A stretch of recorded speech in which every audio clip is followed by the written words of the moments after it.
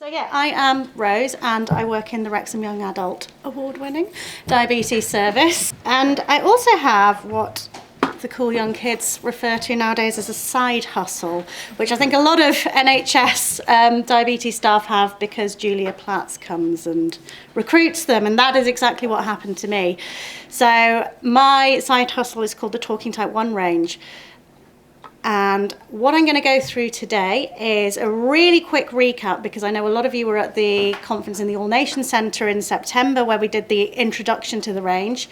But I'm going to recap on what is Talking Type 1, who is it for. I'm going to give you the introduction to the new resources that you all have on your tables, and hopefully North Wales have them as well. And we'll probably have already read them because they're naughty up there. And I'm going to go through the top tips for Talking Type 1 and give you a sneak preview of our future resources.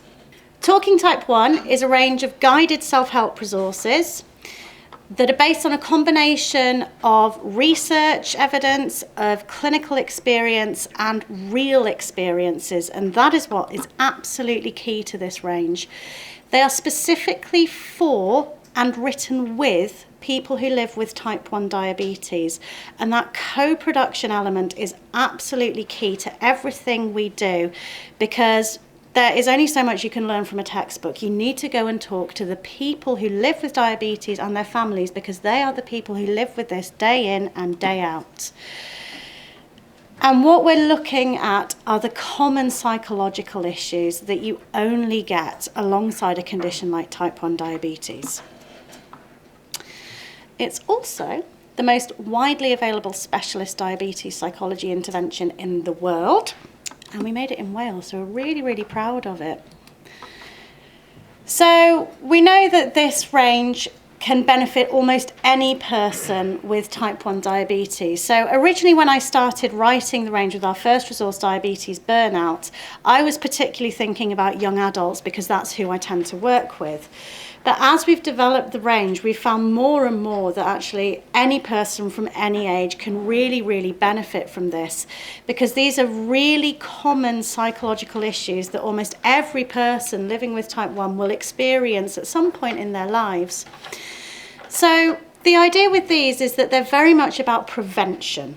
These are for people with the sort of mild to moderate level of difficulties. They're not for people who are in absolute distress. This isn't about replacing diabetes psychology. We still need to be fighting that fight.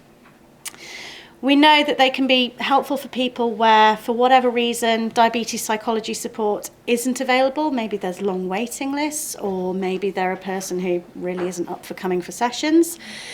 And we know that a lot of the time as well, these can be really useful for family members. So while our previous resources about burnout and needle phobia are aimed at sort of people aged 14 plus-ish, that actually parents of younger children can get a lot of benefit from reading about these issues and understanding them, so that when these issues crop up in their children, they're able to identify them and they know how to have those conversations early on.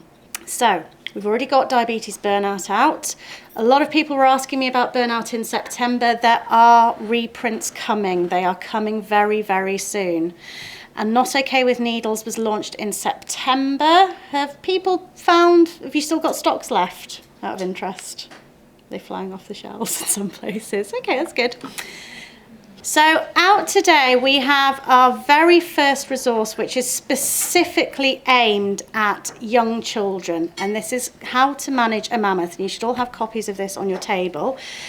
As you will see, it has been beautifully designed. So the lovely Rich from Lovely Stuff Studio, wave at the nice people, Rich, has done an amazing job on turning what could be quite a dry and academic thing into something that young kids and their families are genuinely wanting to read. And I've road tested this extensively with my own young children, and they love it.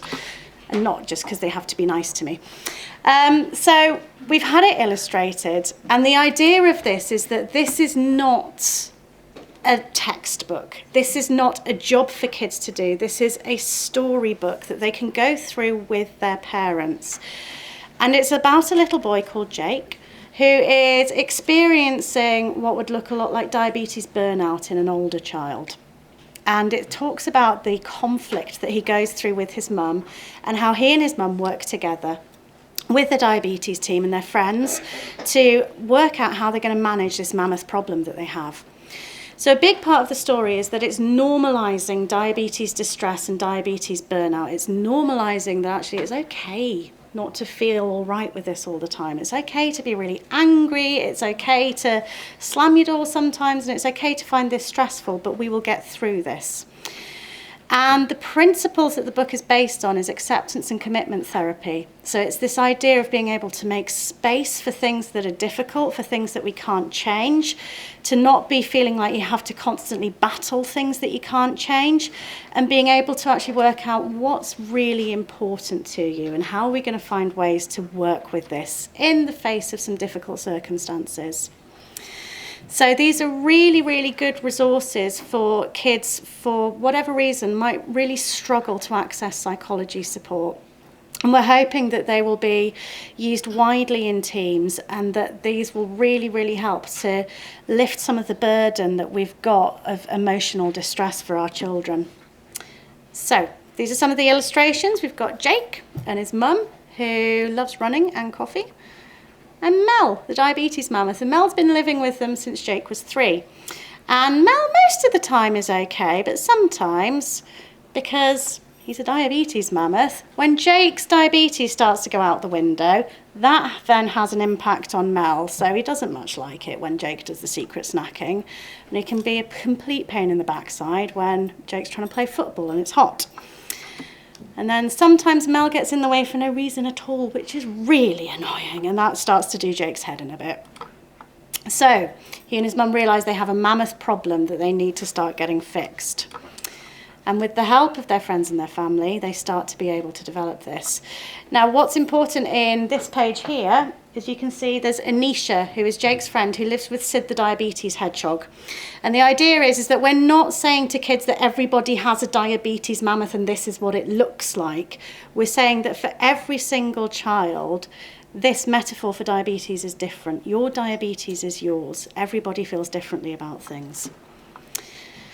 And we're hoping that the learning outcomes from this will be a massive normalisation of these struggles and these difficult feelings, and that it helps kids and their families get into this place of acceptance of diabetes. Because at the end of the story, when Jake and his mum have made their big shrinking plan to get Mel down to size, he doesn't go away, and that's absolutely key. This isn't about defeating a monster.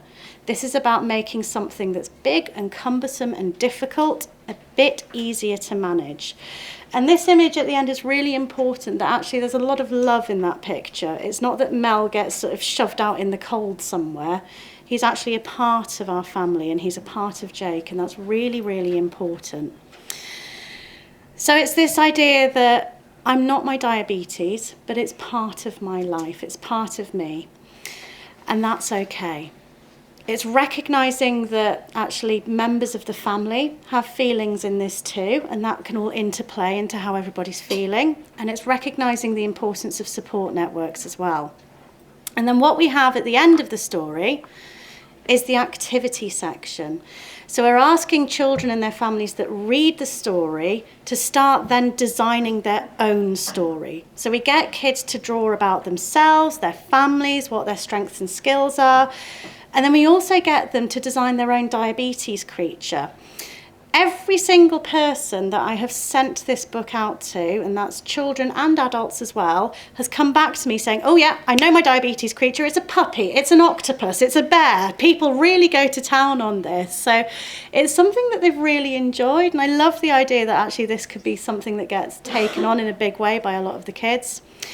So it's getting them to externalise this idea of diabetes distress and thinking about, what can I do to manage this, but in a non-threatening way. So it's not me that's the problem, it's actually this is this thing that's going on for me. What are we going to do to shrink this thing? So, my tips for this resource is, ideally, in an ideal world, I would give this out to every single family living with a child with diabetes across the UK, but in a world of difficult NHS resources, that might not be possible. So these could go really well for distressed kids, or if you get that sense that the parents are starting to stress out, or that there's a lot of family conflict going on around the diabetes. I would very much invite the family to read the story at home rather than reading the story to your kid in clinic, because it's a safe environment at home, and it's using the already existing vehicle of a bedtime story that parents would hopefully routinely be reading to their kids to start having this conversation, because the big component of this is that it enables kids and their parents to start having those conversations about the difficult emotions that come with diabetes, and kids aren't routinely going to want to do that in a clinic setting. When I give it out to people, I would say, this is a storybook. I really want you to read this. Again, sell it to them, be excited about it, be enthusiastic with them, but please make them aware about the activity section, and that is the bit that I would follow up with them. So I would really love it if people were saying, here's this book, have a go. Please draw me a picture of your diabetes creature and bring it back, because I would love to see that. And that's the kind of thing that can start opening the door to these much more holistic clinic sessions where we're starting to work in a more creative way with kids, because young kids aren't often able to talk about what's really stressing and distressing them. So having a more creative vehicle, using art, using creativity, might enable a lot of kids to have conversations that they wouldn't routinely be able to have. And then your role as a healthcare professional very much comes in this shrinking plan. So in the story, Jake and his mum each go off and make their own shrinking plans for how they're going to manage Mel. And these are the conversations that you need to be having with these kids. So what's my role in this? How can I help you? Is there anything that I can do? Is there anything you really don't want me to do? So it becomes this idea very much that we're in a team, we're doing this together, and we're all going to work together to shrink this issue for you. So that was how to manage a mammoth. Coming very, very soon. I know I said in September it was coming soon. It's coming even sooner, probably by April. We've had the first designed version back literally yesterday. We've got Burnout for Parents coming. So this is recognising that parents and carers get burnout too, and it's been co-produced with the most amazing group of parents who live with kids with type 1 diabetes, and their experiences have formed the entirety of this book and have taken it to a level way, way beyond what we were planning or hoping for. It's been such an eye-opener. They really are the unsung heroes of diabetes, and we're hoping that this book will really start to give them some of the support that they need. So a big part, again, like all the other type 1 resources, it's about normalising these difficult feelings, these difficult experiences that people have, that you are not alone, that other people go through this too, because we know that's one of the biggest burdens that people experience, is that feeling that I'm doing it wrong for feeling like this. We know parents, mum guilt, dad guilt is a big thing anyway, but to be able to have it out there and saying, actually, it's okay to feel like this, and other people feel like this too. So we've got loads of strategies for managing stress. We've got lots of strategies for improving communication with their children, particularly around those sort of difficult teenage years. And then in the centre of the book, we're going to have the big stress busting plan, which is an activity that a parent would do along with their young person, if they're the kind of young person to sit down and talk to them, where it's about looking at, okay, well, what are the problems right now? How can we work on this? Breaking it down into different steps and really helping everybody to just open that communication a bit more. So what you'll find is that actually Mammoth is the young children's version of the big stress busting plan. So Burnout for Parents and Mammoth go hand in hand together. So inside Burnout for Parents, we've got real experiences from real people. We've kept the same designers that we've had for the rest of the Talking Type 1 range, because we want things to look consistent. And so as you can see, it's something that looks really appealing, because We know that parents quite like design as well. Just because we're old and we've had kids doesn't mean we don't have eyes. So it's really important for things to look good. So we've tried to have as many people's experiences woven throughout the whole thing because we didn't want it to be some big onerous textbook for people. So it was really important that it looks good as well. So the tips that I have for burnout for parents, rather than sort of going up to people and saying, are you stressed, have a book, I would advertise the availability in clinic. So if you've got leaflet stands, I'd be using those in clinic. We're potentially looking at developing things like posters for use in clinic as well, where we can put up all the names of the resources and so people can come and ask. And we've been talking as well to the developers of Digibeat, and potentially we can advertise the availability of these resources via Digibeat as well. Considering that often parents will be in a room with their young person with diabetes, when we're talking about parental stress, we're going to need to just be that bit more sensitive and that bit more subtle, because we know particularly in front of kids, a lot of parents might not feel comfortable talking about their own stress levels. So it's more about making people aware that this is there for them, that we have these resources, that we can talk about this. There is a section in this book where there's a blank box that says write in the details of your local support group here, because we know the details change for every locality. Please do that. When you take delivery of the Burnout for Parents book, please write in the details of as many local supports as you can think of. And that doesn't have to be face-to-face. That could be things like It's a Type Wonderful Life, for example, because we know that people access support in lots of different ways. And then for parents for younger children, give them Mammoth at the same time, because you can use these in conjunction with each other. And then I'd really recommend as well that you've got awareness of onwards referrals processes. So if you give the Burnout for Parents resource to somebody and then they come back and say, you know what, that was me all over and I'm really not okay here and I'm really, really struggling, it's your duty to know what the signposting places are. So whether that's something like Parable in North Wales or whether that's going to a GP or a third sector service, it's a really useful thing to have, to be really up to date on what your local support services are for people.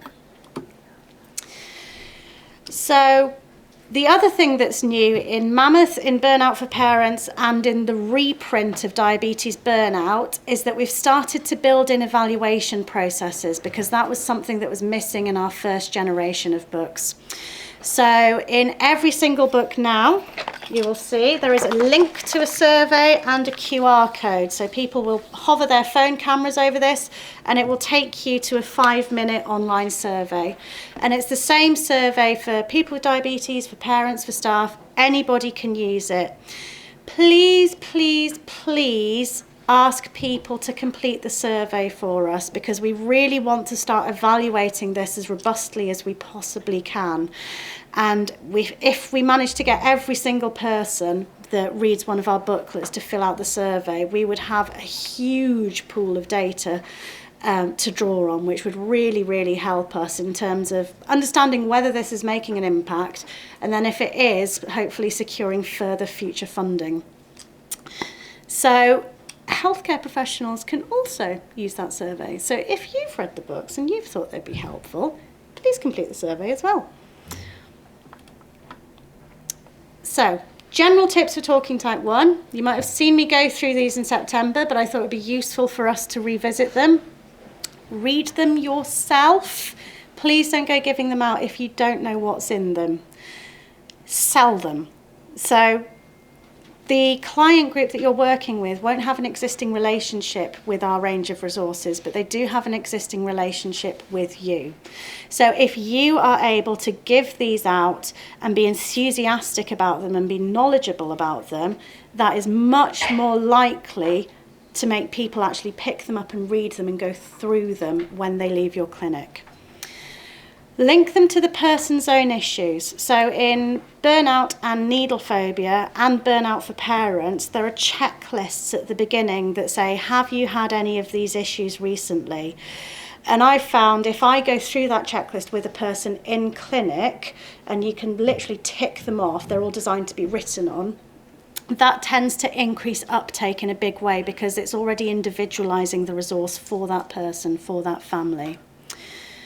Write on them with the person because it gives permission to keep writing on them. So burnout, needle phobia and burnout for parents have all got spaces for the person to write their own experiences into, and then it becomes a workbook. But sometimes people feel a bit overwhelmed by that, so I always scribble a person's name on the front of it right at the very beginning because it gives them permission to start using it as a workbook. Put them out in your clinic room. People will ask you about them. I've often seen that they either get left in a cupboard, and that relies on the healthcare professional to remember that they're there, identify that there's an issue, and then run off to the cupboard and go and get them. And it actually surprises you if you've got them out in your clinic that people will come and start asking about them, and they're often people who you might not have expected to have those difficulties because they're really good at the brave face thing. We always need to be considerate of literacy levels. So for some people, if literacy is an issue, they might have more difficulties accessing this resource. They might feel overwhelmed by it. So that's something you need to be mindful of. And I would always offer people support and follow-up. So put it in the notes that you have given them this resource, and then remember to follow up on it next time because it will bring up new issues for people that you might well be able to help with. Please don't ignore them, and please don't feel unqualified. I can't stress enough that these resources are not just for the use of psychologists or more psychologically minded people. Everybody needs to be using them. If you can have a conversation with somebody about how their day's been, you are definitely skilled enough to use these. So please, please, please take them on and use them. Something that I was saying in September, less relevant here, don't forget about older people with type 1. We've had loads and loads of people in their 40s, 50s, 60s come to us who've been able to access these books, and it's made a huge difference for them because they've never been offered psychological support. Diabetes psychology is a relatively new thing in lots of services, so there is a whole forgotten generation that's never been able to access this. Please don't leave them out in the waiting room because we haven't got millions of copies. We can't keep reprinting forever and ever and ever, and we need to know who's picking them up. So ideally, don't leave them out in the waiting room. And then please don't think that this is a replacement for diabetes psychology in your service. If you haven't got a diabetes psychologist, you really badly need one. We're a really good bunch. So please keep supporting us and advocating for more diabetes psychology because we know it can make a really big impact for children and young people. So coming in the next year or so, we're going to have handling hypos for people with that fear of hypos, often when they've had a really scary hypo and then they run themselves high on purpose or they've lost hypo awareness. We're going to have living with complications, and we're looking at developing something about accepting diabetes for that sort of just after diagnosis phase. We're also looking at, it won't be on here because we've not had the cover designed, a resource for partners of people who live with diabetes and then potentially children of parents with diabetes as well. So thinking about what are the things that I need to know as a partner to really support this person, and how can I be the best possible partner without being the kind of person who sits there going, what's the carb content in that? So it's that walking that fine line. So hopefully really developing the system around people with diabetes as well as getting the support out there for the people with diabetes themselves. Further on down the line, what we'd really like to start looking at, we know we need to improve our distribution processes. We know it's difficult for people to get a hold of these resources, and we're hopefully going to look at something like a direct access website because we've had inquiries from as far as Brazil and Los Angeles. People really want to access these resources and we want to be able to get them out to them. Potentially looking at, as long as Rich is willing, you'll have noticed in the book there's Anisha who lives with Sid the diabetes hedgehog. Potentially how to handle a hedgehog could be a good one, especially if she's got a needle phobia. Be really good. So we're looking at keeping this going for as long as we can, because we're having a lot of fun creating these, and they seem to be, from the feedback we're getting, making a big impact for people. So, as I said back in September, these are new and untested grounds that we're charting here. We need to know as much as possible what your feedback is on these resources. So if you've got any examples of this really working or really not working, we would love to hear from you. So my email address is there. We're also on Twitter @TalkingType1. So please get in touch with us, and please consider filling out the online survey as well, because that is where we get our feedback from, and it's really, really important that we find out as much as we possibly can what you think about it. And if you've got any ideas for future areas we need to be looking at, that would really be helpful as well.